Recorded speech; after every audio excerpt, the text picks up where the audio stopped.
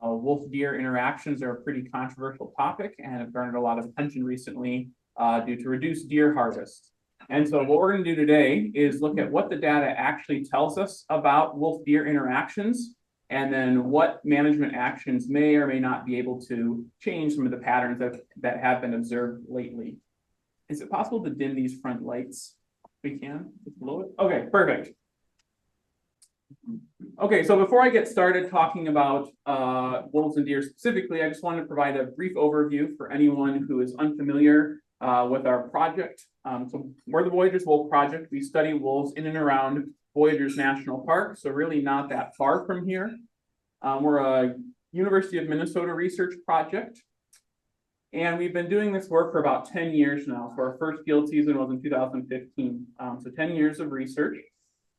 And we're really interested in understanding the ecology of wolves from spring to fall. So that's a period we'll refer to as summer. So most of our work is focused on the summer ecology of wolves because that's a very difficult time to study wolves without recent technological advances. And so we're trying to capitalize on those advances so that we can study wolves and have a better understanding of them. And then naturally, our work has to entail some winter work as well, because during the winter is when wolves are traveling around as packs, and that's oftentimes when population estimates are done and things like that. So while we do have an emphasis on the summer ecology, we're really focused on sort of the annual ecology as a whole too. So the overarching goal, though, of our project is really to couple cutting edge rigorous wolf research with highly effective and engaging social media sort of outreach and education. So we try to make sure that our research doesn't stay in a vacuum, and rather that we try to disperse it as broadly as we can. And we use social media largely for that, so that we can share what we're finding with people in real time. Okay, so if you're not familiar with Voyageurs National Park, I'm trying to find where here's the laser pointer. Okay, so Voyageurs National Park here is this white polygon. And then we study wolves in an area we call the Greater Voyageurs Ecosystem, which is this yellow polygon. And we kind of made this up to delineate our study area. So we study wolves not only in the park, but also outside of the park. And then what this map is showing is the tracking data from numerous packs in the Greater Voyageurs Ecosystem and showing where these territories are just based on where those wolves move. And so we have a lot of wolves in our study area. The Greater Voyageurs Ecosystem has supported a very dense wolf population for a very long time. We estimate probably about 20 or 30 years, the population has remained relatively stable. That doesn't mean that there's not fluctuations through time, but it means that the trajectory of the population is pretty constant. If you look at it, there's not an increasing or decreasing trend.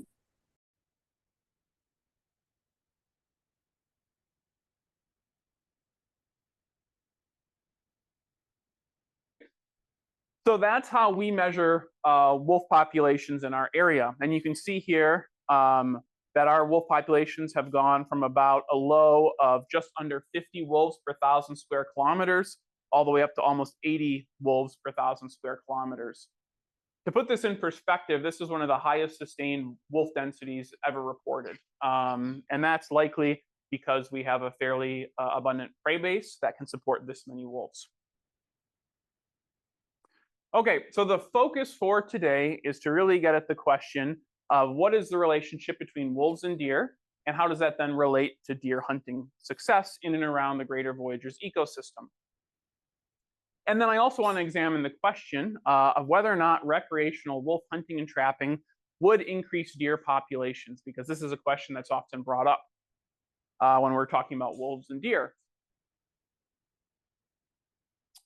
And what's really important here is I'm interested in trying to look at what does the data actually tell us. What this talk is not is a talk about the merits for or against wolf hunting and trapping. That is really an ethical and values-based argument, and I'm going to kind of circle back to this. But what we're looking at is what does the data tell us to the best of what we can discern. And importantly, it's valuable to know before we kind of delve in here, that the science seems, at least to us, quite clear that wolf populations are very resilient to hunting and trapping, meaning that those populations can sustain a certain amount of losses without the population changing in size. And like I said, I'll circle back to this at the end of my talk. So I did want to also preface and share a little bit about the data sources that this talk is based on, because that's often a question we get asked is, well, where's this data coming from? So I'm going to show some data on wolf and prey populations in our area, the Greater Voyageurs Ecosystem. And these are estimates that we do every single year to try to understand changes in wolf population density as well as in the density of prey populations. And then all of the data on deer hunting comes from publicly available deer hunting data hosted on the Minnesota DNR's website. Anyone can go look at that information. And so Minnesota's really neat in that for deer hunting, they keep track of the number of deer hunters in each deer permit area. And so then they also keep track of how many deer are harvested in those areas. So we have really good information on trends in deer hunting success that we can then use to examine other patterns. So if you're not familiar with sort of the way deer hunting works, we have all these deer hunting permits in the northeastern part of the state here, and particularly in the Arrowhead region. And this is where there's been a lot of sort of discussion about the impact of wolves on deer populations. And so the real issue that kind of came to a head, it felt like this last fall, was that there was a declining deer harvest, and there has been one for several years. And this is just the data, from the northeastern part of the state showing trends in deer hunting in wolf range. And what we can see is, deer harvest was pretty high in 2012, and then it decreased pretty dramatically, and then sort of rebounded, and then has since been sort of on this slow decline, including this past year. And so this was has been kind of used as the example of the impact that wolves are having on deer hunting, is this decreasing trend. But what's really important to note, and I would always caution whenever you read news articles that talk about the overall deer harvest, is that that's really not a very good metric to measure deer hunting success. And the reason why is that the number of deer that are being harvested is really dependent on the number of hunters. And we know that the number of hunters is going down not only in Minnesota, but across much of the US. And we can actually see this pattern very clearly when we look at the data from northeastern Minnesota. So if we take the data over the past 10 years from all of the deer permit areas in northeastern Minnesota, and we simply just plot the number of deer harvested on our y-axis versus the number of deer hunters in those deer permit areas, what we see is a very strong relationship here that basically says that as the number of hunters goes up, the number of deer harvested goes up, and vice versa. So naturally, if we have fewer hunters on the landscape, there's going to be fewer deer harvested. We can look at the same pattern a different way if we plot the data in each deer permit area and we look at those trends. So in this graph, each one of these little graphs is a different deer permit area in northeastern Minnesota. The blue line is the number of deer hunters, and then the black line is the number of deer harvested in that permit area. And what you'll notice is a similar trend in most of these deer permit areas, which is as number of hunters goes down, so does the harvest. And in some areas, the harvest is going down substantially because there's a substantial reduction in the number of hunters. So then the question becomes, what is a better way to measure deer hunter success? And we think probably the best way to measure it is the number of deer harvested per hunters, because it accounts for the change in the number of hunters on the landscape. And so what I did here is I took all of the data from all these deer permit areas in northeastern Minnesota and basically calculated that, took the number of deer harvested, divided it by the number of hunters. And this is the pattern we see, which has some similarities to the overall harvest graphs, but is somewhat different as well. So in this graph, on the y-axis, we have hunter success, so deer per hunters. And then on the x-axis, we have just the year. And what we can see here in this pattern is we had, in 2012, pretty high success rate. That decreased to 2014, went up, and then has started to decline. And this is a pattern we largely see across most of these deer permit areas. Okay, so now we're going to zoom in. I've been talking sort of broadly about the northeastern part of the state, but now we're going to zoom into the Greater Voyageurs Ecosystem and the deer permit areas around there. And the reason I'm going to do this is because the data that we have collected in our area is likely fairly representative of the population trends of wolves and deer in these areas. And you'll note that these areas do include deer permit areas that include Ely, the Ely area, and then it's just sort of north of Virginia, and then goes kind of over into western Minnesota a little bit. So importantly, we're making the assumption here that wolf and deer populations in our study area are fairly representative of those throughout sort of this larger area, or at least the changes in the populations in our area represent those in other areas. So first question we were interested in asking is what drives deer hunting success in our system and all those deer permit areas around our system? And so what we did is we plotted deer hunter success based on the DNR's data right here in this yellow line. And then we plotted our deer density estimates that we have collected in our project next to it. And what we see is basically the deer population and deer hunting success rates are very strongly correlated. So as the deer population goes up, hunters are more successful and vice versa. And so these have tracked each other well for about 8 or 9 years now.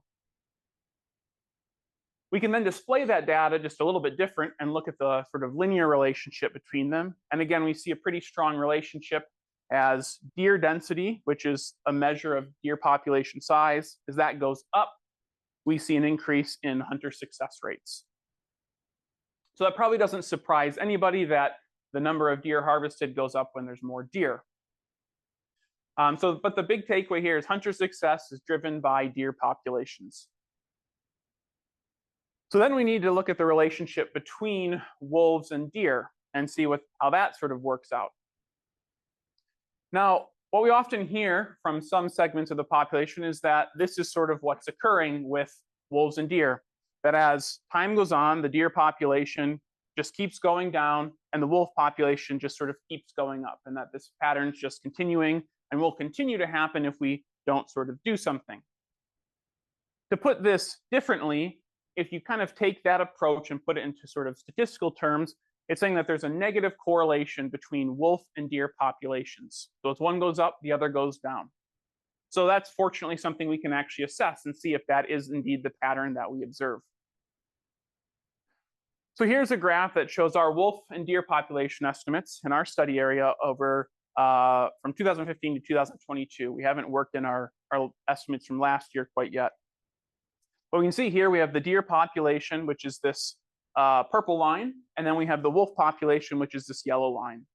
And what we generally see is that the two seem fairly synchronized with one another. It's not perfect, but they're fairly close. So as the deer population goes up, we see wolves kind of lagging behind and going up. And then as deer start going down, we see wolf populations drop as well.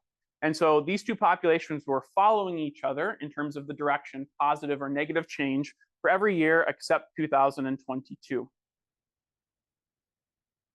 And so when we plot these in a correlation sort of graph like this, we see that unlike the negative correlation, which is supposed to be happening, we actually see a positive correlation, that as deer density goes up, which is on the Y or the x-axis here, wolf density goes up. So not the opposite. So it's not that as wolves get more abundant, the deer actually go down, it's the other way around. And so then the question is, why is that? Why do we see this pattern that when deer populations are high, wolf populations are high, and vice versa? And the answer is actually quite simple. The reason is that wolf populations are driven by the abundance of their prey, which is true of most animals that are around, that as their prey become more abundant, there can be more of those animals on the landscape and vice versa.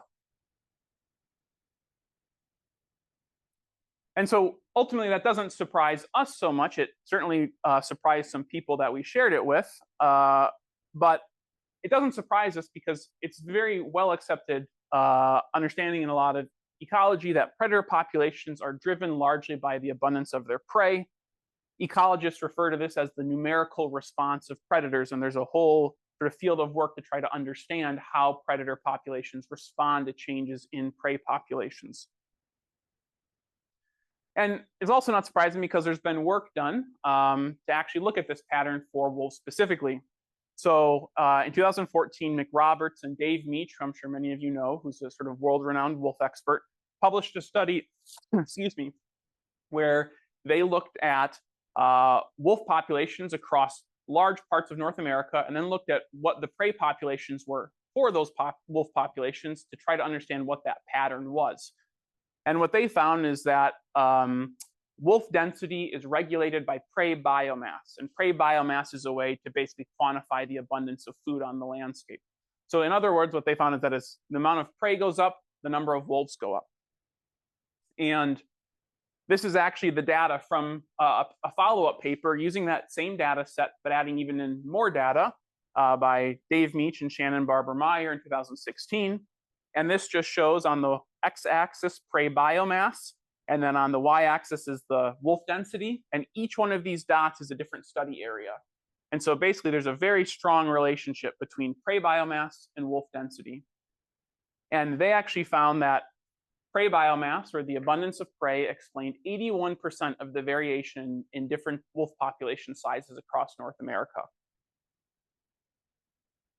So there's not a lot to indicate, at least initially, that wolves have really any effect on deer populations based on what we can tell. So then the question is, well, then what changes deer populations? Why do we see these huge changes, especially recently? And the real things that change deer populations in northern Minnesota are winters and habitat. And fortunately, we can actually look at some of that data. So I know this is probably a really hard graph to see, especially in the back. But what this graph is showing is the percent change in the deer population in our area and comparing that to winter severity.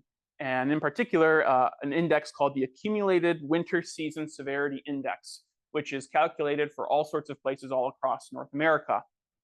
And so that's on the y-axis here, so winter severity. So basically, the farther you get to the right, the more severe the winter, and the farther you get to the left, the less severe.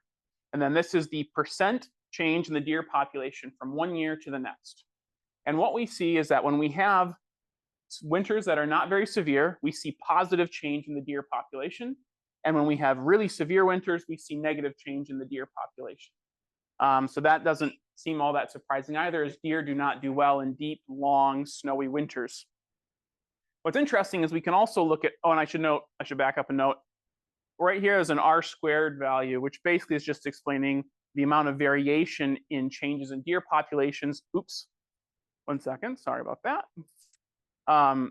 It's just sort of trying to quantify here the amount of variation in the change in deer populations that could be attributed to winter severity.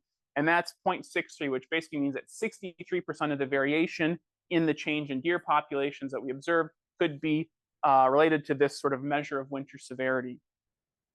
Now we see an even more compelling trend when we look at changes in deer hunter success rates from one year to the next.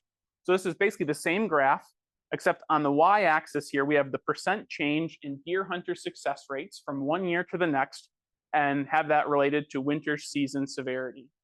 And what we see is a very strong relationship here, where basically as winters are more severe, hunters are less successful the following fall. And when weather is less severe in the winter, they're more successful. So that provides a pretty strong piece of information showing what's really driving deer populations and deer hunter success rates more than anything are winters. And then obviously we have habitat, and that's a much bigger topic. But deer, particularly during the winter time, need dense conifer forests to survive and to get out of the winter weather. And a lot of our timber practices, particularly up north, are sort of selecting for not that habitat type. So selecting for aspen and things like that, that provide very little cover. And unfortunately, habitat is one of those things that's very difficult to change in a year. It takes many, many years to actually fix. But things like this, where we're clearing forests, those just don't provide a lot of habitat for deer come winter.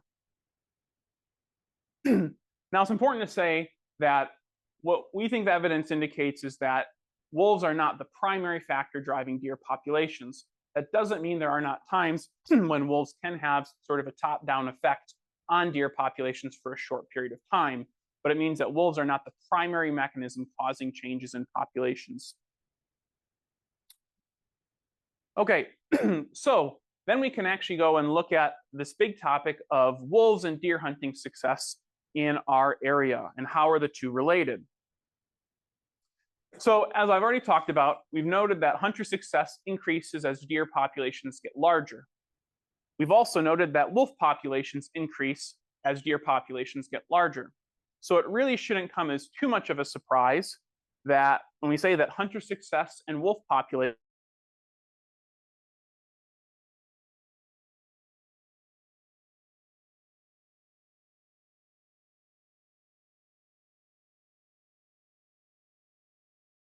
So this graph here shows our wolf population estimates on the x-axis, and then on the y-axis is deer hunter success rates in this part of northern Minnesota.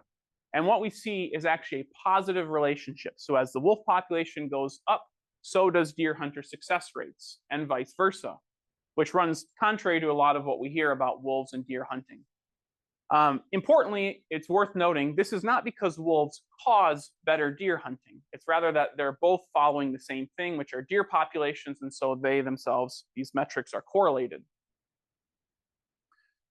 So all of this to say is there's very little evidence from what we can see in our area, along with a lot of other published literature, to indicate that wolves are to blame for recent lower deer hunting success rates.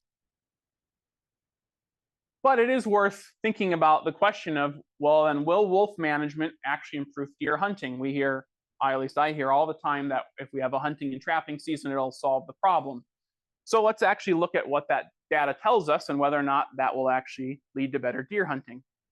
And actually, we can look at Minnesota as a case study because we had 3 hunting seasons in 2012, 13, and 14, where we can see how did those recreational seasons actually change deer hunting in northern Minnesota. So we had, like I said, 3 consecutive hunting trapping seasons. And this is data from the Minnesota DNR on their website. So in 2012, 2013, 413 wolves were killed in the state. That's out of an estimated about 2,800 or so. Then the next year, 238 wolves were killed. And then the next year, 264 wolves were killed. But those are not the only wolves killed by people. There are also wolves that are killed for depredation, so wolves that are causing problems with livestock that are removed. And on average, somewhere between 150 to 200 wolves every year in the state are removed for dealing with those issues. So if we factor in the wolves that are killed for depredations, we actually see a little bit even that the amount that were killed is even higher. So in 2012, 2013, 628 wolves were killed by people, which is about 24% of the population. The next year is 333 wolves, and then the next year is 436 wolves. And that represents about 16% of the population. So for 3 years, we had a substantial chunk of the population that was getting removed from various human management. And so let's see how well that helped deer hunting. So again, we're going back to that data showing deer hunting success rate in the northeastern part of the state. This is deer hunter success on the y-axis here, so the number of deer harvested per hunter. So in between 2012 and 2013, 628 wolves were killed, about 24% of the population. And deer hunter success actually decreased by 0.1. Then the next year, another 333 wolves were killed. And the following hunting season was the worst hunting season on record in the past 12 years. And it was below 0.15. And then another 436 wolves were killed, and it went up a little bit, but was still pretty low. And so the question is certainly perplexing. If wolf management is going to help the deer population, it certainly isn't showing in any of the data that's available. And so like I said, I think it's just worth noting that that's a pretty powerful piece of information to note that the 3rd consecutive year of wolf hunting and trapping was our worst hunting season. And the reason why is, if you remember being up here, we had a really harsh winter that year that really hammered deer populations, which is why we had really low hunter success rate that year. And we can actually look at this from another side too. We can look at what impact did that hunting and trapping season, what did that have actually on wolf populations themselves? And so again, this is the data from Minnesota DNR, and these are their population estimates. And we can see those years of the hunting season occurred right here. And it kind of looks, at least when you look at this, like, oh yeah, those wolf populations are lower. But the reason those appear lower is that wolf populations are measured in mid to late winter, and most hunting seasons go into effect in the fall. So just prior to these estimates, a bunch of wolves are removed. So it's really not a good indication of, or I should say these data points were not collected in the same way that everything else was, because they can't account necessarily for wolves that were removed from hunting. But if we add in the wolves that we know were killed during that year, we actually see that population estimates, they're actually pretty similar to what they have been for the past 8 years or so. So the point here is that despite hunting and trapping seasons, the wolf population remained relatively stable from 2012 to present. So there hasn't been a lot of change. And so importantly, and the reason why this is an important piece to note, is that if wolf hunting and trapping is supposedly going to be successful, it has to lower the wolf population density on the landscape. And this is simply showing that it really wasn't effective in doing that. And we actually see this. There was a study published in 2022 that looked at the survival patterns of wolves in northern Minnesota. And what they conclude is that we did not observe evidence that survival was markedly reduced during years when a public harvest was allowed on wolves. So if there's no decrease in survival, there's really going to be no change in population. But there's actually another more interesting way that we can look at this. So we're in a very unique situation where there's very different wolf management regimes on the Canadian side versus the Minnesota side. And so we can, and I should also note that Ontario fortunately collects their hunting data in the same way Minnesota does, which provides a great comparison to look at how does wolf management in Canada influence their deer hunter success rate. We've heard many people tell us that, oh, they manage their wolves over there and keep them in control. So in theory, we should see the fruits of that then in other aspects. And then, so what this is really showing is these are the deer permit areas in Ontario that we examine data for. These are very similar to the habitat in our area right here across the border, including the area here in Ely. So what's really interesting is if we look at deer hunter success rates in our northern Minnesota area, which is represented by this GVE arrow, and then we look at the success rates of hunters in those areas of Ontario, what we notice is they're almost identical.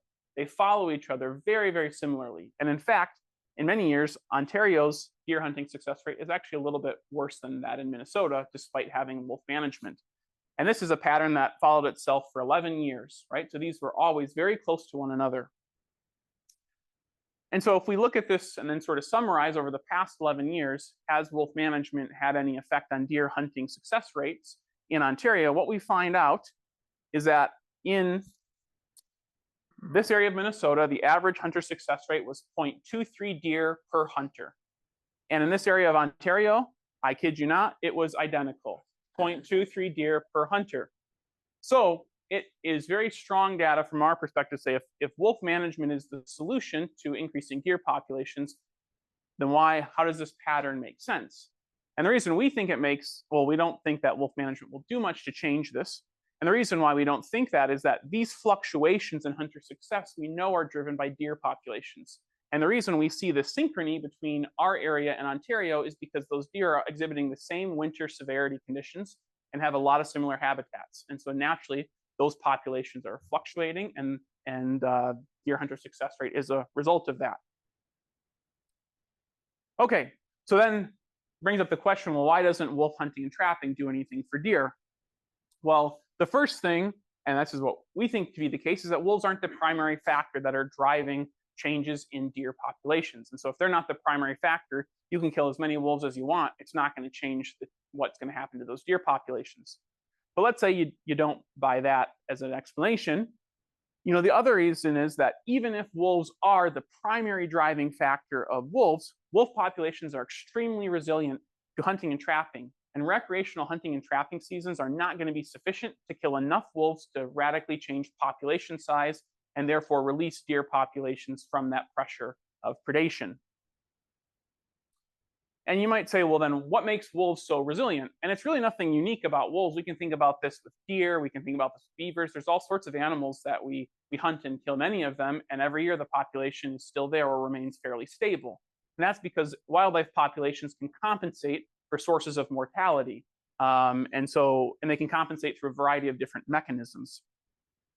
So with wolves, the clear answer is why are they so resilient? It's because wolf population size is driven by the amount of food on the landscape.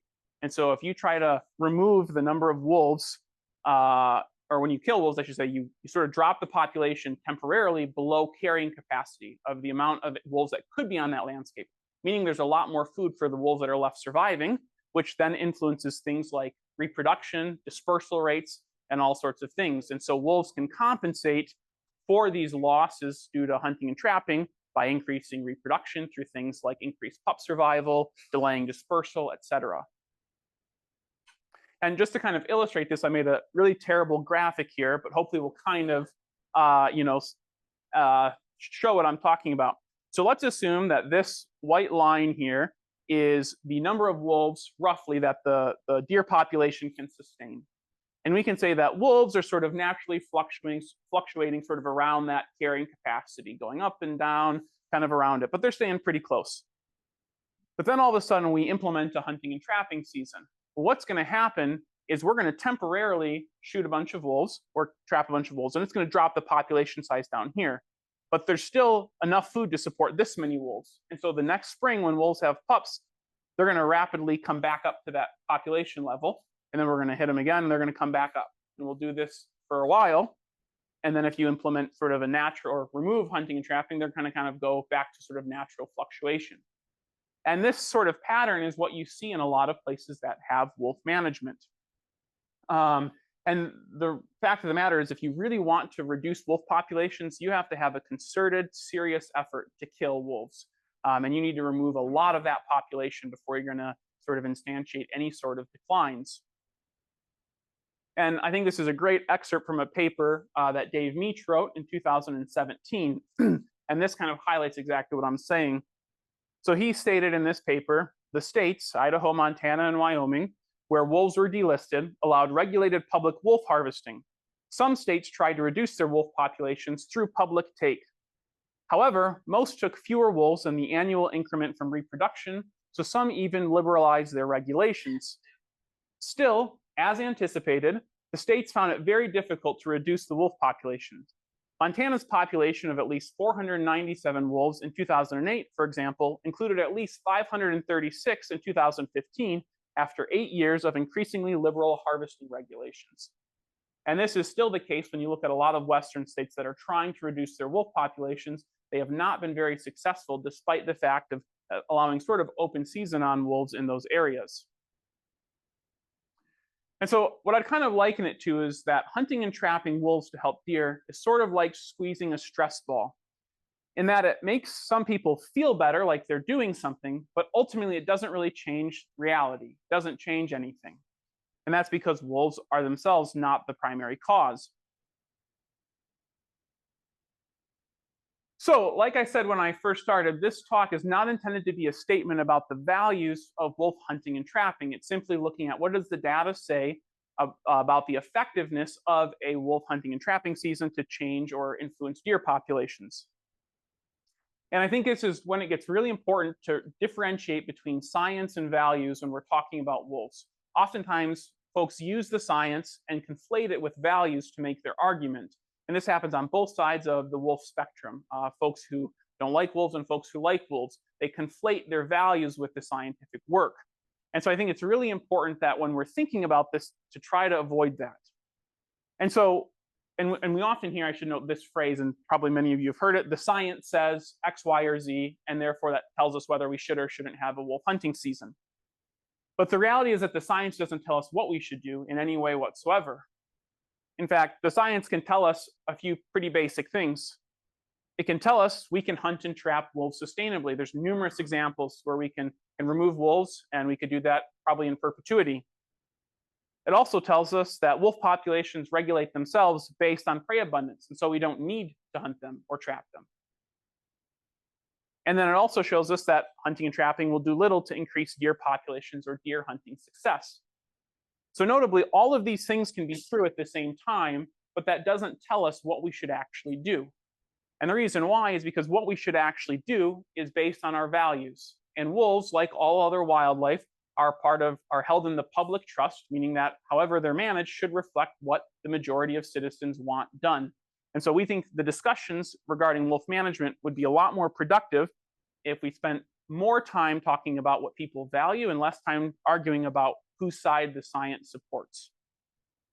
And so with that, I want to give a big thanks to over 6,000 private donors who've supported our work, as well as a variety of organizations, including the International Wolf Center, the Minnesota Environment and Natural Resources Trust Fund, and many others, and then even some more other organizations. And with that, I don't know how much time we have, but I'm happy to take any questions that folks have.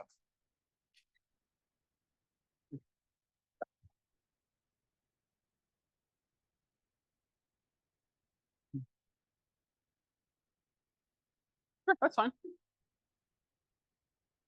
Any questions? Yep. Okay, yep. Oh, gotcha, okay.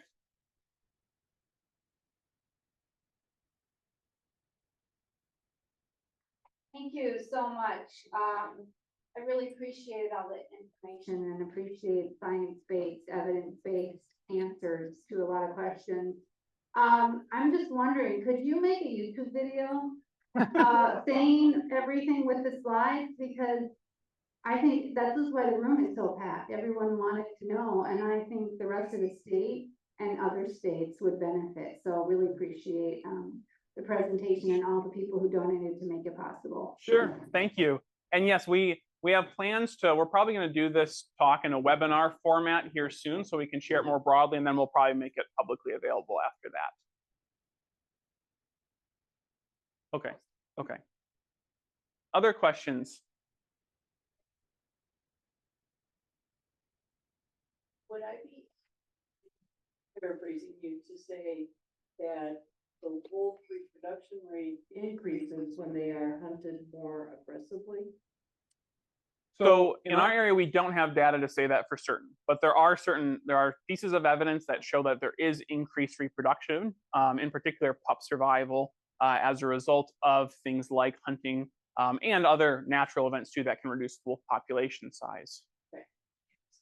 We know with humans that when girls are raised in environments where there is no father present, there is a deprivation of food, it's a high stress household, there's violence in the household, there's not enough money, they tend to get their first period sooner.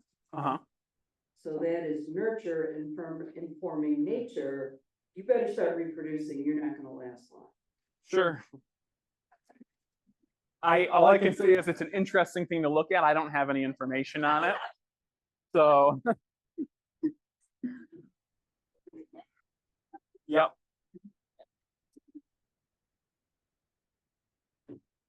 I appreciate your comments about values versus science, but I actually do think science is necessary in the discussion.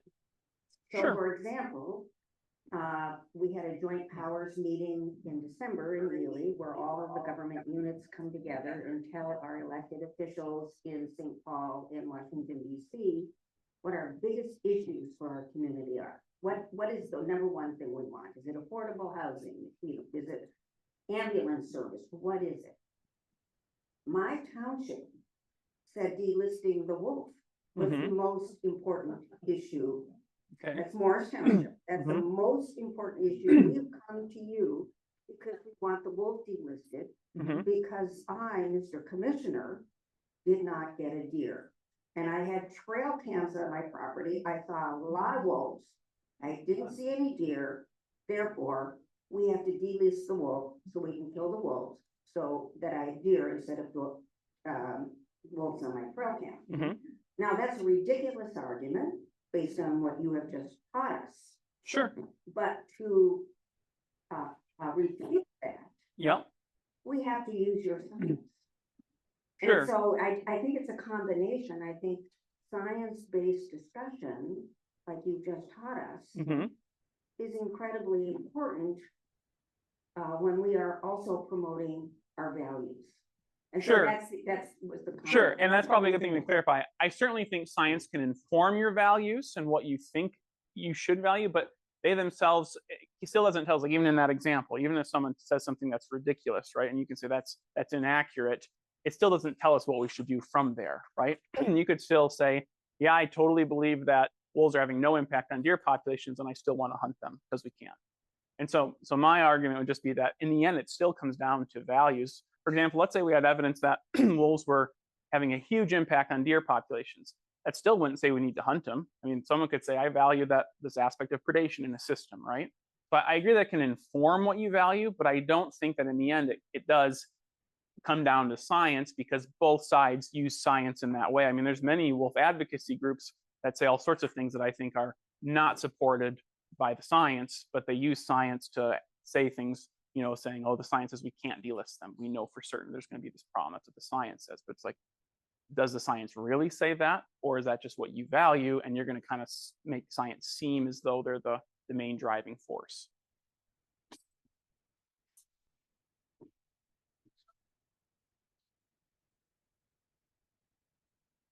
gonna represent a couple questions that came in through Zoom. Bill Teff says he knows it's not a deer management presentation, but how does your research relate to effectiveness in doe/buck regulations in hunting, deer populations, and wolf? Wolf potential population change. And there's a second question. Okay, so if I understand that correctly, it's how does our work, how is it connected to changes in buck-doe ratios and other deer population metrics or something? So our work is not doing, or deer management. Our project is not related to any management whatsoever. We don't provide any management recommendations. We're not associated with the Minnesota DNR. We share our data with them, but they're ultimately the ones who make those decisions. We haven't measured things like buck-doe ratios. We really just looked at deer population change as a whole.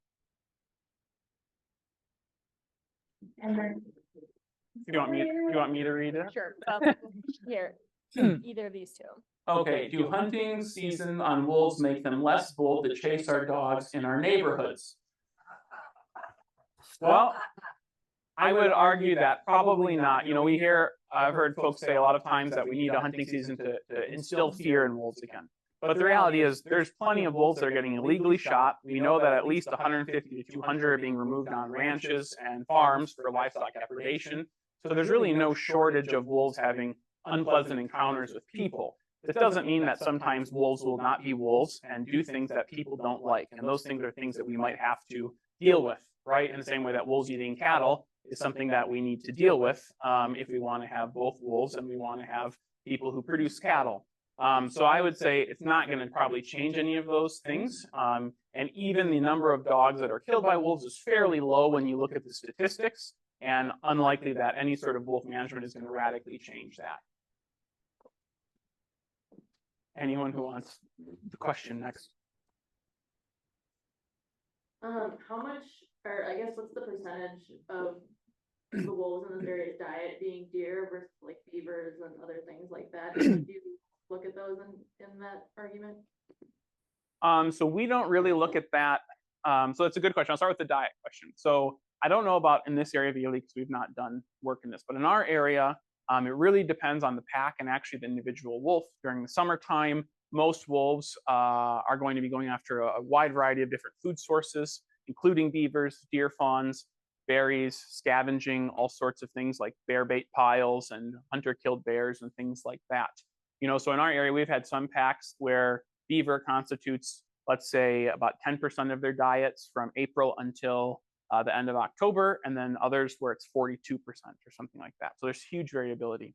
The other thing you notice when wolves are really going to have, if they were to have an impact on deer populations, would really happen during the winter, not during the summer, because wolves rarely kill adult deer during the summertime. They do kill deer fawns, and that's a whole other sort of scientific discussion, but most deer fawns are going to die regardless of whether or not they're in northern Minnesota, Arkansas, or wherever they're going to be. So we don't really think that's going to have much of an impact, or wolves are probably not having much of an impact on deer through killing fawns. So it'd be winter time that we'd really see that. And that's something we can't really assess through diet, but we did start doing this winter, for the first time, a winter predation study, which we're going to keep sort of building into our project, which allows us to measure wolf kill rates during the winter time and to see what those are and whether or not they're basically killing enough deer that it would have any impact. And this past year we did it, which was fortuitous that it was the mildest winter on record, and predation rates were very low on deer this winter, at least from the work we did.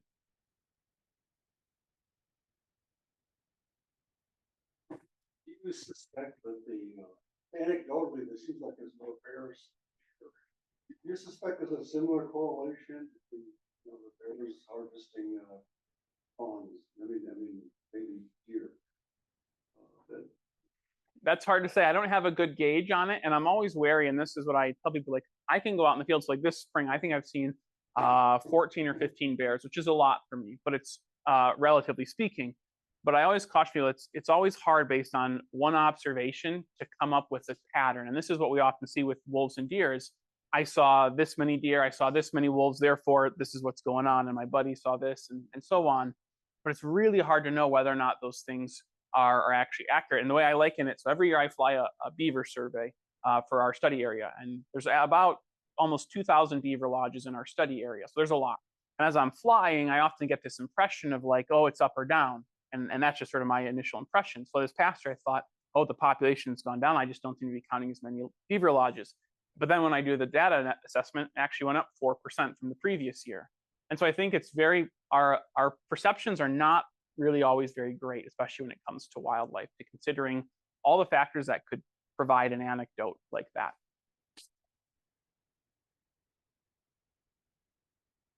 So according to your data, if we all keep doing what we're doing, Minnesota will not disappear from the earth.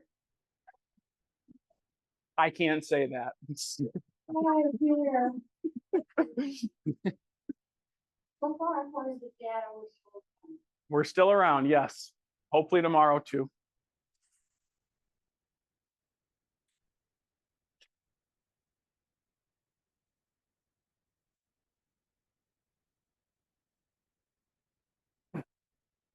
Winter severities. Mm-hmm. I think two things. Yep. Yes. Have any insight which of those? Sure, absolutely. That's a good question. So the question is whether or not, when it comes to winter severity, is it temperature or is it snow depth? That's really the problem. And most of the work, I would say a lot of this is based on work not that we've done ourselves, but other researchers who have collared deer and looked at their mortality rates have found that the biggest factor is snow depth and how long the snow lasts in particular. So if we had a lot of snow for a couple of months but then it melts, that's going to be a far better winter for deer than one where it lasts and sort of builds up like we had in 2021, 2022, and then 2022 and 2023. You know, we had these winters that lasted into early May when there was still snow in the ground. So the reason those are so bad is for deer is that deer are not getting a lot of good nutrition throughout most of the winter. So they're kind of on this slow decline through time. And when we have mild winters like we had this year, the impact or the energetic requirements on deer go down pretty quickly when that snow melts and they can start moving and finding forage without expending a lot of energy. When there's deep snow, that continues to basically get harder and harder to walk through as they get more and more nutritionally depleted, then they start getting in trouble. And wolves often are an agent of death for wolves or for deer in those times. You know, deer that are weakened are going to be easy prey. But the real factor driving that is snow depth. So I'd say, so it's snow depth and how long the snow lasts is really the biggest one.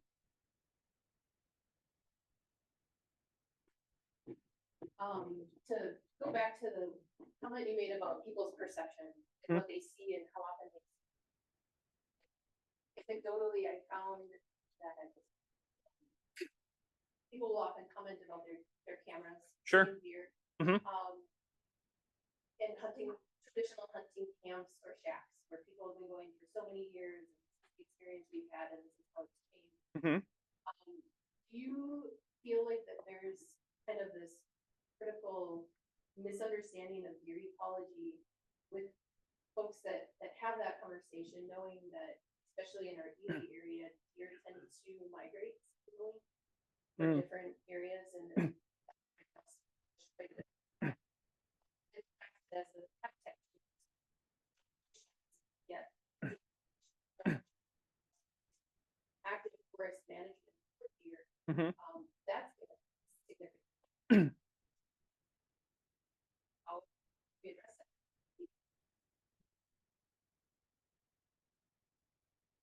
I don't know how you do that. That's a question I'll leave for someone else to figure out. I can speak to, I think the problem is, I mean, we hear this a lot too in our area of, you know, their trail cameras capture X, Y, or Z. It didn't used to be like that. And I often ask people, did you have cameras up 10 years ago? Because most people haven't. There's been an exponential probably rise in trail cameras. We have cellular cameras where you can now instantly see.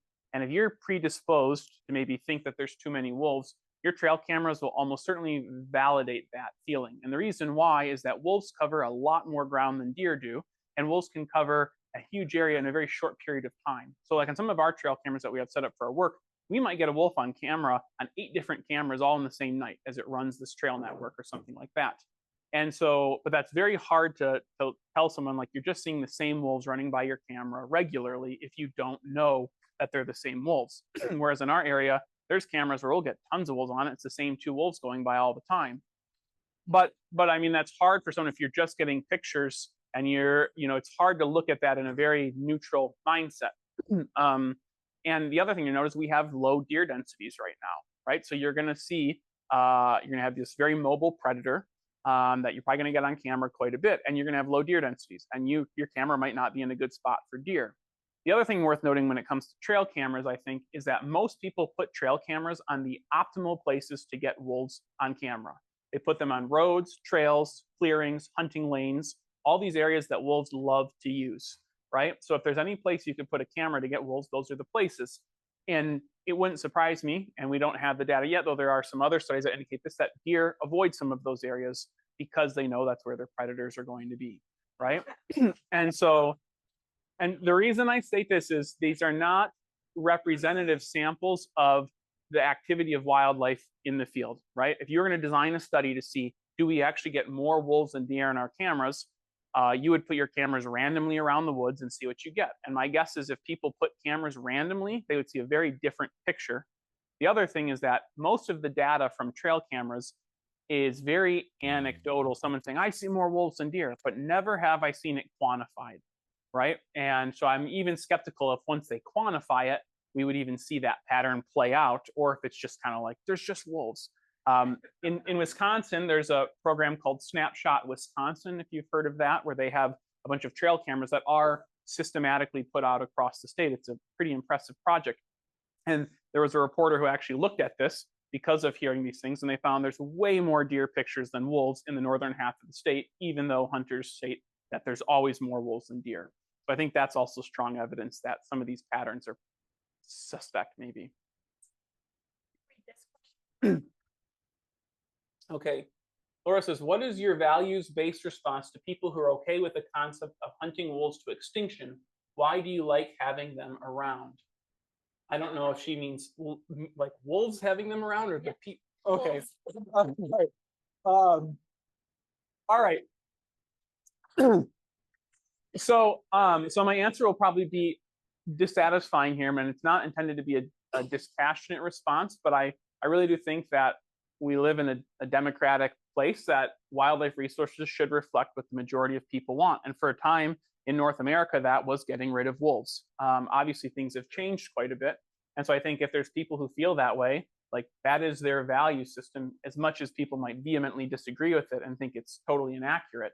And I think that's why it's valuable for everybody to be able to have a say in these discussions about values, so that ideas maybe such as that have other opposing perspectives from the public. And so I think that's when it comes to values, it's not to say that there aren't values that might have more or less ethical merits, but it's rather to say that those are still ethical discussions that we can't quantify with data and validate that it's more important. We have to have more philosophical discussions about those topics. And then, is that why I like having wolves around? Because I think they're kind of cool. I don't know. Yeah. Okay, so that's the last question. We're out of time. I'm happy to chat with anyone who has questions.